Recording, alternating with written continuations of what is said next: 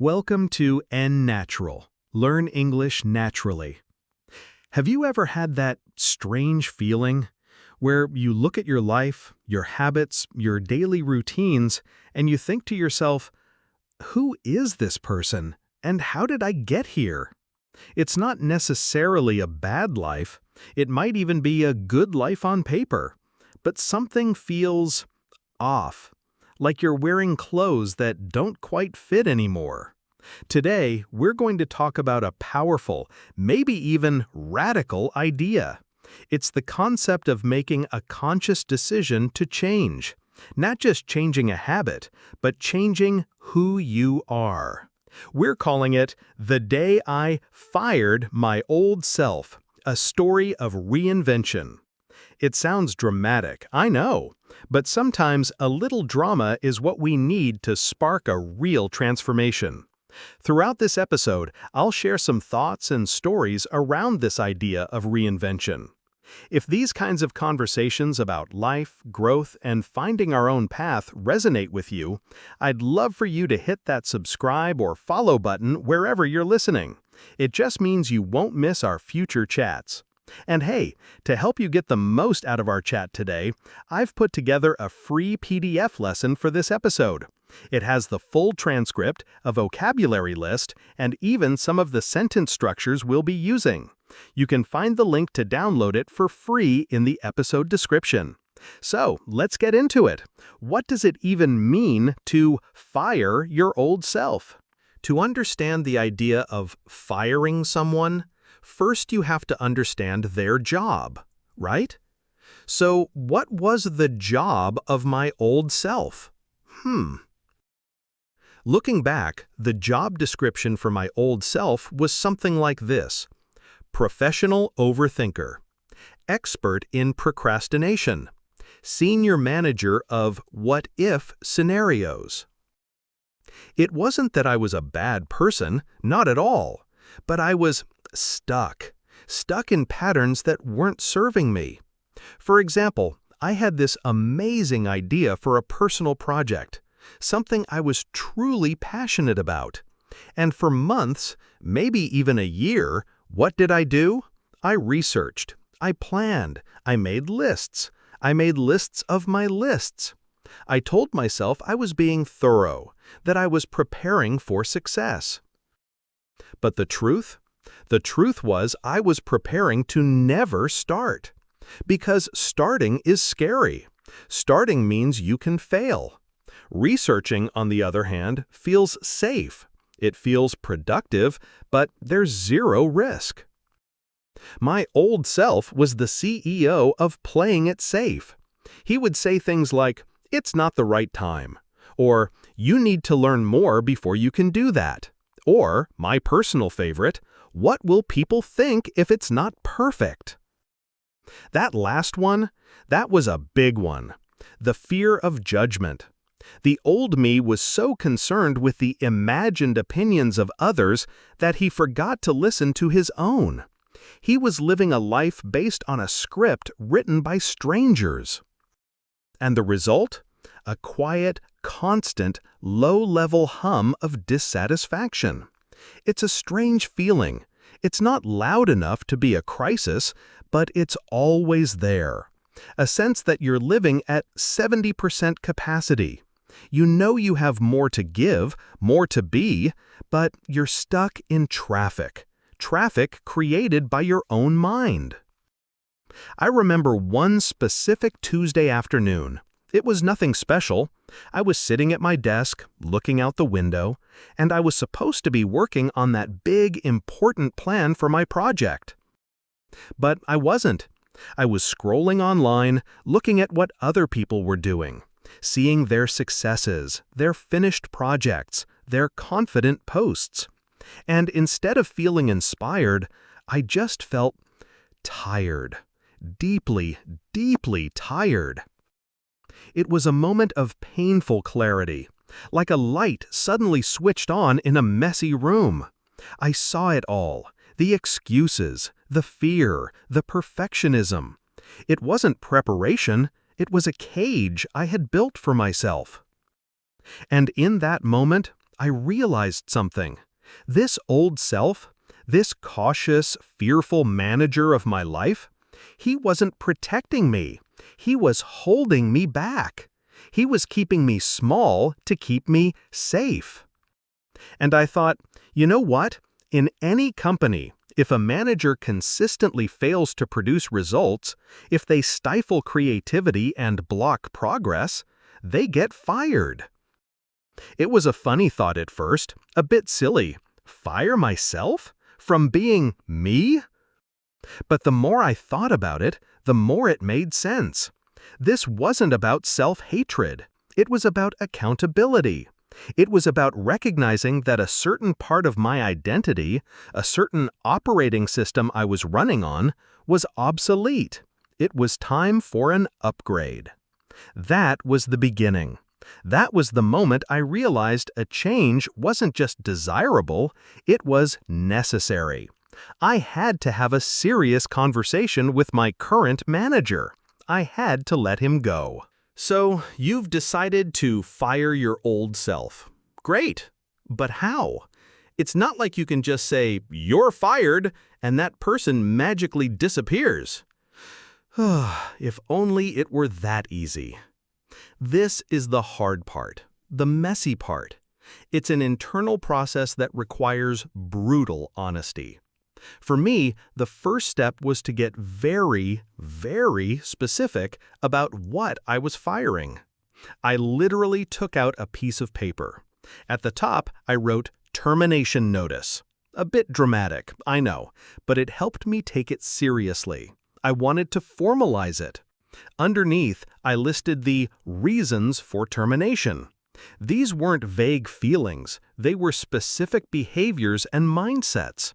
I wrote things like chronic procrastination on projects that matter, making decisions based on fear of what others might think, the habit of saying yes to things I want to say no to, believing that I am not ready or good enough to start, comparing my Chapter 1 to someone else's Chapter 20. Writing it down was illuminating and a little painful. Seeing it all there in black and white, it wasn't just a random collection of bad habits. It was a complete system, an identity. The identity of the cautious one, the planner, the guy who waits. This old self had a core belief. The world is dangerous, and the best way to survive is to be invisible and avoid failure at all costs. Once I saw that, I understood why it was so hard to change. I wasn't just fighting a bad habit like biting my nails. I was fighting a core part of my perceived identity. Firing him felt like a betrayal. There was a voice in my head, the voice of that old self, and it was screaming, "Are you crazy? You can't get rid of me. I'm the one who keeps you safe. Without me, you'll fail. You'll be embarrassed. Everyone will laugh at you." And that's the key, isn't it? The old self, the one you need to fire, will always try to convince you that you need it for survival. It confuses comfort with safety. It confuses stagnation with stability. So, the firing process isn't a single event. It's a continuous negotiation. It's about acknowledging that voice of fear, and then calmly saying, "Thank you for your concern. I appreciate your service in the past, but your services are no longer required in this role. We're going in a new direction." See the difference? It externalizes the problem. It's not, "I am a procrastinator." It's, "The old version of me had a habit of procrastination, and I am actively choosing a new way of operating." See the difference? It creates distance. It gives you power. One funny thing I did was to give my old self a name. Let's call him Marvin the Manager. Whenever I felt the urge to procrastinate or overthink, I'd say to myself, "Ah, that's Marvin talking. Classic Marvin." It made it less personal and almost comical. It's much easier to ignore the advice of Marvin the Manager than it is to fight a deep-seated part of your own psyche. So, firing your old self is about identifying the specific patterns, understanding the fear behind them, and then creating a little bit of distance. You acknowledge the old self, you thank it for its past work, and then firmly and repeatedly let it go. It's a process of conscious uncoupling from the parts of you that are holding you back. Okay, so you've fired Marvin the manager. There's a job vacancy. Now what? An empty office is no good. You need to hire his replacement. And who's the perfect candidate? Well, you. The new you. But you can't just hope this new you shows up. You have to design it. You have to write the job description for the person you want to become. This is the fun part, the creative part. It's where you move from deconstruction to construction. I went back to my notebook. I took a fresh page and wrote job opening, the new me. And then I started listing the qualifications and responsibilities. Again, I tried to be as specific as possible. It wasn't about being perfect, it was about being intentional. My list looked something like this. Core responsibility. Take small, consistent action on important projects, even when it's uncomfortable. Key skill. The ability to make decisions based on personal values, not external opinions. Daily duty. Must practice self-compassion, especially after a setback. Mindset requirement. Believes that failure is not an identity, but data for learning. A key performance indicator will be starting, not just planning. This wasn't a wish list. This was a blueprint. And just like any new hire, this new self needed a training program. It needed support to succeed in its new role. You can't just promote someone and say, "Good luck." You have to give them the tools. So what were the tools? For me, the first and most important tool was the 2-minute rule. My old self, Marvin, would look at a big project and be completely paralyzed. The new self was instructed to just do 2 minutes of it. Just start. Want to write a book? Just write 1 sentence. Want to start running? Just put on your running shoes and walk to the end of the street. 2 minutes. That's it. It sounds ridiculously small, but its power is immense. Why? Because the hardest part is starting. The 2-minute rule isn't about finishing the task, it's about becoming the type of person who starts. It builds the identity of an action taker. The second tool was changing my environment. Marvin thrived in a messy, disorganized space where it was easy to get distracted. So I cleaned my desk. I put my phone in another room when I needed to focus. I created a space where the new self could do its job effectively. The third, and maybe most surprising tool, was a celebration journal. At the end of each day, I had to write down one thing the new self did that aligned with the new job description. It didn't have to be big. Maybe it was, I didn't check my email for the first hour of the day.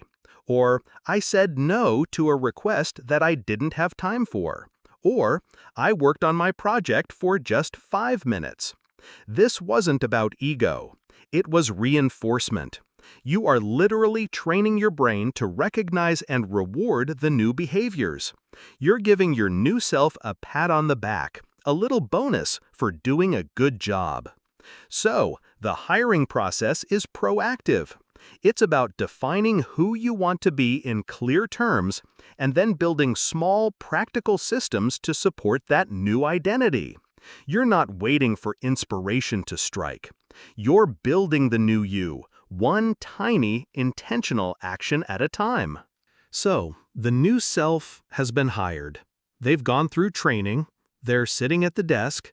Is it smooth sailing from here? Absolutely not. Not even close.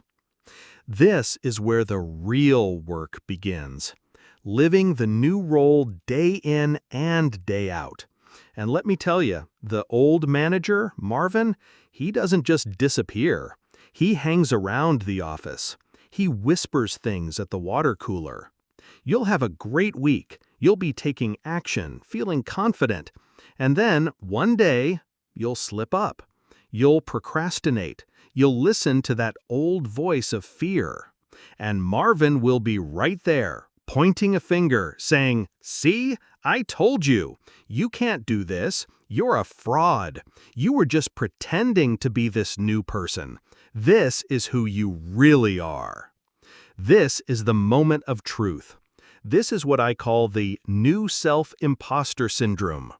You feel like you're just acting a part and that any minute, everyone will find out you're not the real deal. The temptation is to agree with Marvin, to say, "You're right, it was a stupid idea. I should just go back to the way things were." This is where most people give up. But the job description for the new self had a very important clause, remember? Must practice self-compassion, especially after a setback. So, when I slipped up, instead of beating myself up, I had to learn to talk to myself differently. I'd say, "Okay, so today didn't go as planned. That's data. It's not a disaster. What can I learn from this? Why did I procrastinate today? Was I tired? Was the task too big?" It's the difference between judging yourself and observing yourself. The old self judges. The new self observes. Forgiving yourself for not being perfect is perhaps the most critical skill in this whole process of reinvention. Change is not a straight line. It's a messy scribble. There are loops, there are steps back. The goal isn't perfection. The goal is to keep picking up the pen and drawing forward. And slowly, something amazing starts to happen. The more you practice being this new person, the less it feels like an act. The new behaviors, the new thoughts, they start to become automatic. They become your new default. Marvin's voice gets quieter. It's still there, maybe, but it's a faint whisper from a distant room, not a loud command in your ear. And then, one day, you look in the mirror and you do recognize the person looking back. But it's not the old, tired person. It's someone who looks more alive, more authentic, more you. The feeling isn't one of arrogance or perfection. It's a quiet sense of peace, a feeling of alignment. It's the feeling of finally wearing clothes that fit perfectly, the feeling of being home in your own skin. And that feeling is worth every difficult step of the journey. It's the ultimate reward for having the courage to say, "The old way is over. It's time for something new." So that's the idea. Firing your old self and hiring a new one. It starts with a moment of honest realization, seeing the patterns that are holding you back. Then it's about a conscious process of letting go, identifying and terminating the specific mindsets and behaviors that no longer serve you, and treating that old self not with hate, but with a firm "thank you" next. After that comes the creative part, intentionally designing the person you want to become, writing their job description, and giving them the small, practical tools they need to succeed. And finally, it's about the daily practice of living in that new role. It's about navigating the setbacks with self-compassion and understanding that this isn't a destination, but a continuous, beautiful journey of becoming. You are the CEO of your life. You have the power to decide who runs the show. Thank you so much for spending this time with me today on engNatural. Learn English naturally. I truly appreciate you listening. I'll leave you with a question to think about this week. If you were to write a termination notice for one small part of your old self, what would be the first thing on the list? You don't have to do anything about it just yet. Just notice it. That's where it all begins. Take care, and we'll talk soon.